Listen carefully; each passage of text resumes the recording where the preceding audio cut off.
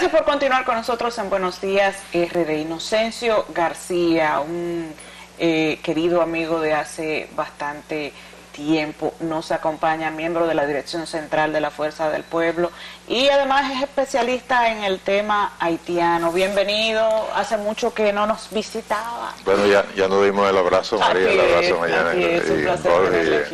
Muchas gracias por la invitación. Esas presiones que estamos recibiendo a nivel internacional, yo creo que ya son normales para la República Dominicana. Desde hace mucho tiempo los vinchos decían que hay un plan para que nosotros seamos la solución de Haití. ¿Será verdad? Bueno, y yo precisamente pensando sobre esto hace tiempo, bueno, si uno no comprueba que el plan existe, los hechos están diciendo que existe un plan, independientemente de que uno tenga conocimiento o no de que existe ese plan, porque ahí están los hechos, ¿no? La República Dominicana desde décadas atrás se le elaboró una narrativa que ustedes mismos comentaron en la introducción, y es de que, por ejemplo, la República Dominicana es un país racista, xenofóbico, que practicamos la apatridia, y efectivamente, tal como María lo señaló,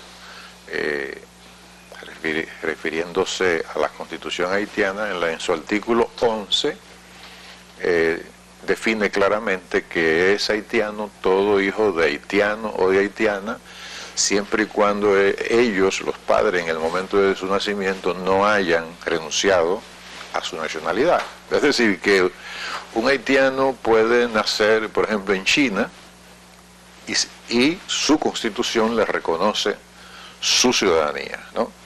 En consecuencia, no puede haber apatridia, porque apatridia es cuando tú no tienes una patria que te acoja, ¿no? Una nación, un estado que te acoja. Entonces, bueno, eso es parte, esta figura de la apatridia es parte de esa construcción, de esa narrativa, para, yo diría, arrodillar moralmente a la República Dominicana, ¿no? Eso uno lo puede ver de manera muy clara. Entonces, tanto el tema de que somos xenofóbicos, que somos racistas y de que nosotros practicamos la apatridia es parte precisamente de ese plan. ¿Y por qué esa narrativa? Bueno, repito, para arrodillar moralmente a la República Dominicana, ¿no? Es decir, es un poco romper la estructura psicológica, ¿no?, del país, de la sociedad dominicana, de sus líderes, de su élite, de toda la sociedad, del pueblo dominicano, y una mentira repetida constantemente se convierte luego en estructura mental, ¿no? Entonces eso es lo que ha estado ocurriendo, y si nosotros no despertamos con respecto a que, déjenme decirle yo que, bueno, tuve muchos años en el tema internacional de manera directa, ¿no? Solamente me faltó, qué sé yo, Oceanía, para poder conocer, estar en todos los continentes. Bueno, pues uno no se da cuenta de cómo funciona el sistema internacional. ¿Y cómo es que funciona? Lo voy a decir con respecto a los estados. El estado que no se defiende, estado que lo aplastan. ¿Por qué? Porque es que las relaciones internacionales son relaciones de fuerza. Sí, pero los haitianos son buenos en diplomacia.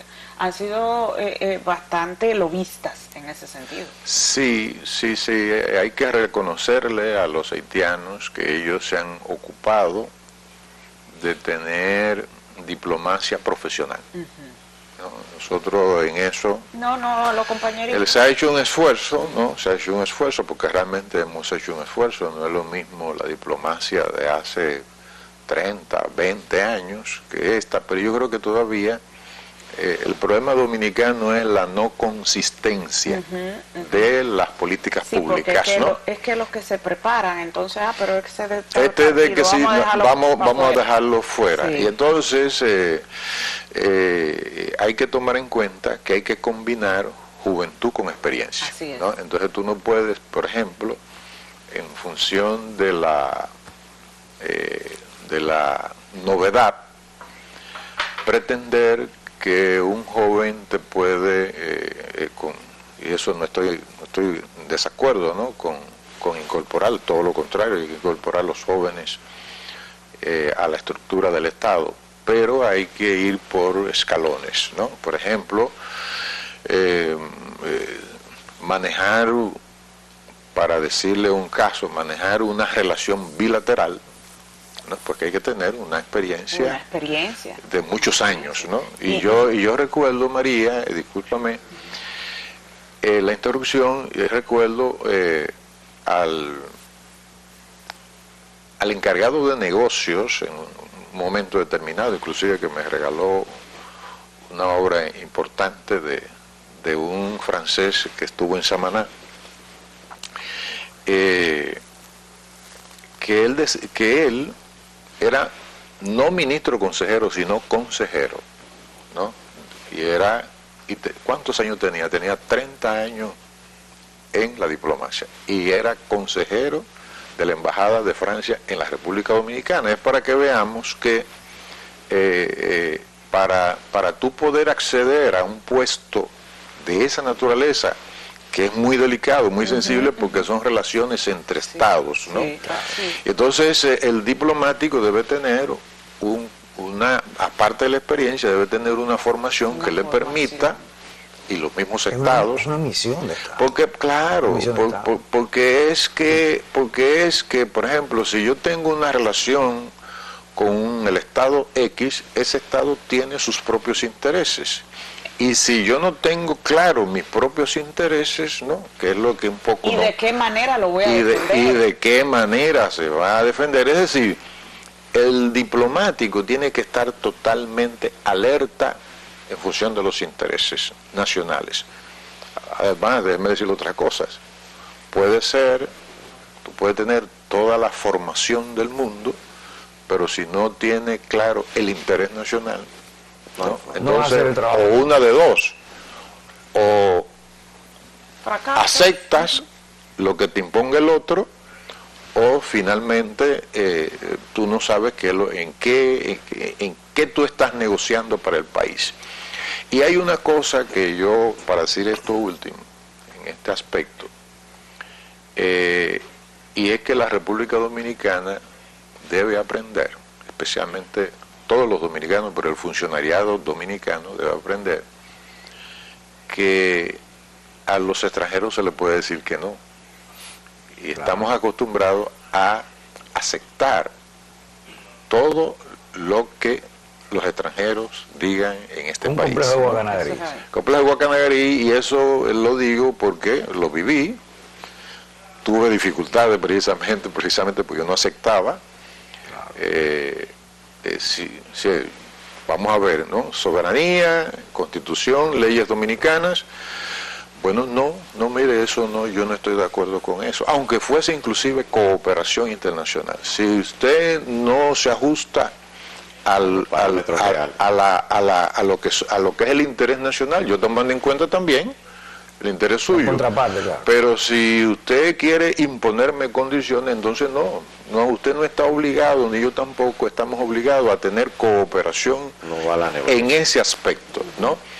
Y entonces, si nosotros no tenemos esa conducta pública en el funcionariado dominicano, entonces vamos a seguir teniendo, no solo en la relación bilateral con Haití, sino que vamos a tener también problemas en la relación diplomática con lo regional y con lo multilateral. En ese mismo orden de lo diplomático, nosotros manejamos correctamente el tema haitiano, porque yo siempre decía, o sea, me refiero a lo del canal, que es lo recién en términos de conflicto entre la República Dominicana y Haití. Yo digo, bueno, yo pienso que ante todas las posibilidades que teníamos, iniciamos por la parte última, que fue el cierre de la frontera sin ningún tipo de diálogo, que es lo que hace el Ministerio Público. de las 6 especificaciones que hay ahí, medidas de coerción, nos vamos siempre a la excepción, a la extrema, a la prisión preventiva, no dejamos nada por el medio. Entonces eso fue lo que hicimos con Haití. Y sin embargo ahí está el canal funcionando, nuestra frontera está abierta, no, el diálogo lo queríamos después cuando ya todo estaba listo, solo hicimos pues cerrar la frontera, llevar tanques de guerra. ¿De qué nos sirvió? Ah, y quebrar los productores. Bueno, yo creo que lo ha dicho todo, María. Mira, ¿qué es una política pública?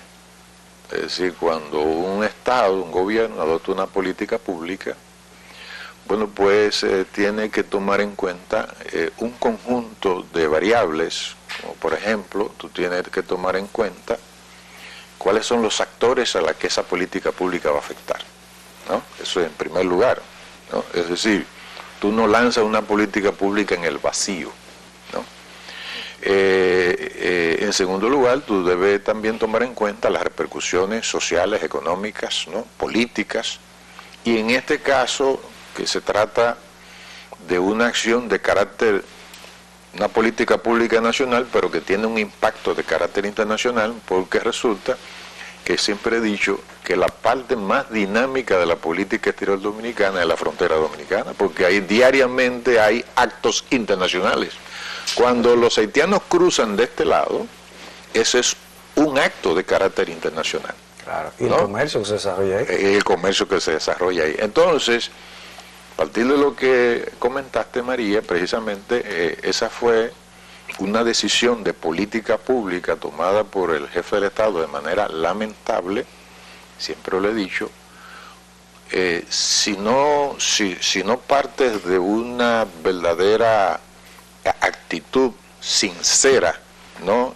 Y además con la altura del estadista, no del candidato, entonces ocurren los efectos negativos que nosotros hemos tenido con esas medidas que lamentablemente hemos quedado muy mal, porque primero afectamos a los productores. Y resulta que cuando hablamos de comercio no hablamos de frontera, no, es que es un circuito. Es un circuito que va desde Santo Domingo, para ponerle los tres circuitos transfronterizos principales. Santo Domingo, todo el Cibao, Dajabón, Juana Méndez, Cabo Haitiano. Ese es el circuito más activo que tenemos, porque el de Jimaní Malpaso era muy activo, pero con todos esos problemas de cambio climático que han ocurrido, ¿no? Con los desbordes del lago Azuay, bueno, pues han sido afectados. Pero tú tienes ese otro circuito que conecta Santo Domingo, todo el sur, pasa y llega a Independencia, Jimaní, Malpaso, y llega hasta Cabo Haitiano. Y luego tienes entonces el otro que es el menos dinámico, que el mismo sur, que llega hasta Pedernales, Anzapite. En el tema doméstico, Inocencio, hay 3 puntos que siempre hemos señalado como responsabilidad de las autoridades dominicanas. Uno es que sabemos que hay militares que trafican con haitianos en la frontera y que tienen negocio de traerlos, vienen en transporte público, porque lo vemos, que vienen en los tranaguaguas de transporte público. Y lo mismo que van a repatriar, lo dejan a mitad de camino cuando le pagan. Ese es un punto. Sí. Yo nunca he visto militares El segundo presos. punto es la empleomanía, la cantidad Los patronos, de empresas, tanto agrícolas como de construcción, que tú caminas en la calle, aquí mismo, había una torre hace poco y yo me paré en mi guagua a ver, y no había un solo dominicano, incluso los que estaban vendiendo desayuno en la construcción eran todos haitianos. Entonces tú dices, pero ven acá, ¿dónde está el papel del Ministerio de Trabajo en el cumplimiento del Código Laboral? Nosotros mismos nos estamos metiendo el cuchillo como dominicanos.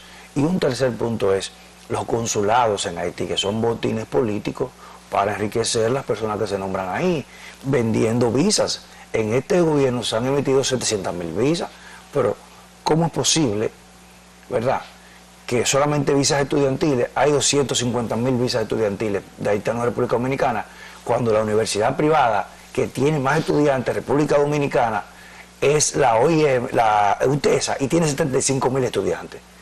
¿Dónde hay 250.000 estudiantes haitianos estudiando en República Dominicana? ¿Dónde están? Bueno, si tú tienes una universidad que tiene 75.000, que es la más grande, ¿por qué hay 250 universitarios haitianos? ¿Dónde están? ¿En cuál universidad estudian? Usted José, acaba de expresar una metáfora, y es que nos estamos haciendo el harakiri, Claro. nosotros el cuchillo, ¿no? Nosotros lamentablemente somos un estado débil, ¿no? Y entonces nosotros tenemos una estructura productiva y económica que es oligopólica. Es decir, es una economía que no produce para los dominicanos los empleos de calidad que requiere la población dominicana. Es decir, nosotros tenemos una estructura monopólica y oligopólica. Entonces, por eso el Estado solamente recibe alrededor del 14% de presión tributaria. Nosotros somos el segundo, después de Guatemala, de menor presión tributaria en la región. Como 20. Y resulta que en la región el promedio es 22. En la Unión Europea, de los países del G7, es un 36%. Pero los servicios, ¿cómo se compara? Claro. Entonces, debemos partir de ese factor estructural que tiene que ver con que tenemos una economía monopólica, oligopólica, que no produce los empleos de calidad. Se critica al Estado porque hay empleos quizás supernumerarios, pero es precisamente producto de esa dinámica, porque el sector privado, al tener esta estructura, no produce los empleos de calidad, pero además, otra cosa, que es un déficit de América Latina, y es que no se invierte en I+D+I, en investigación, en inversión, investigación y desarrollo. No se invierte. Y si tú no inviertes en tecnología, entonces tú no vas a tener ni producción de calidad, y por lo menos no vas a tener productividad, que es lo que te produce la inversión en tecnología. Entonces, ¿qué es lo que hacemos? ¿No? La economía, ¿qué es lo que hace? Mano de obra, vamos a ponerle entre comillas, que ya no es barata. ¿No? Ya no es barata, porque resulta que los haitianos se han sindicalizado, y resulta que en cualquiera de las áreas, inclusive impidiendo que se contrate a dominicanos. Y no sé, con el nombramiento del nuevo embajador, Dennis Bruce Haskins. Sí. Allá tienen y aquí no. Mira. Sí, viste. Wow. Entonces, ese pequeño detalle. Y fue a Barbecue que le tomó ellos se presentaron ante Barbecue. El jefe de la Policía Nacional. Las credenciales, digo yo. Porque Ese es el jefe de la No, Policía el señor Boisbert es el primer ministro interino. ¿No? Sí. Ellos lo recibieron, pero lo que se vislumbra es que va a haber próximamente un diálogo, y Abinader está enfocado en el canal, que si ellos desisten del canal, podríamos sentarnos al diálogo. Entenderá el gobierno dominicano el caramelo envenenado que le puede plantear el embajador, no viéndolo en el presente, sino a futuro, porque hay veces que te venden una solución al presente en un problema, pero la trascendencia de esa propuesta no logra descifrarse hasta que luego vienen los problemas. Los gringos han demostrado tener esa capacidad, y nosotros cometimos un error con los haitianos, donde no vimos lo que firmaron en el 2023 oculto, con las consecuencias que luego sí se pudieron ver, pero ya era tarde. Así es. Sí, o sea, miren, es lo que hablábamos al principio, es decir, que es una política exterior. Una política exterior es una planificación estratégica, ¿no? que contiene una serie de elementos, y que esa política exterior refleja en general, y no en general sino específicamente, refleja un proyecto de nación. Si tú no tienes claro el proyecto de nación, bueno, pues tú vives dando tumbos, ¿no? Nosotros tenemos una estrategia nacional de desarrollo que se elaboraron en los gobiernos del Partido de la Liberación Dominicana, particularmente en los gobiernos del presidente Fernández, que es la Ley 1-12, que es nuestro GPS, nuestra hoja de ruta en materia de desarrollo. Entonces, la declaración del señor presidente, me parece que este lunes, hablando de de que pudiese retomar el diálogo, como decía María, pero eso fue lo que se debió hacer desde el principio. Es decir, el gobierno dominicano y particularmente el presidente se propuso un objetivo que no era alcanzable. ¿Por qué el objetivo no era alcanzable? Porque tú no tenías control de lo que porque el canal se estaba construyendo en territorio haitiano. La única manera que tú podías detener eso es si tú invadías al país, ¿no? La única manera, y eso lógicamente que no se podía hacer ni se puede hacer, ¿no? En consecuencia, lamentablemente, en consecuencia, toda esa decisión fue mediante un cálculo electoral, reeleccionista, de parte del presidente Luis Abinader, y por eso nosotros nos retiramos como Fuerza del Pueblo de las reuniones que el presidente de la República convocaba a Palacio, precisamente porque nos dimos cuenta que ese tema se iba a tomar como instrumento electoral. Que volver para seguir hablando de este tema y además hablar de política, pero el tiempo ya se nos fue. Muchísimas gracias siempre por compartir sus conocimientos con nosotros. Señores, feliz resto del día. Mañana nos vemos.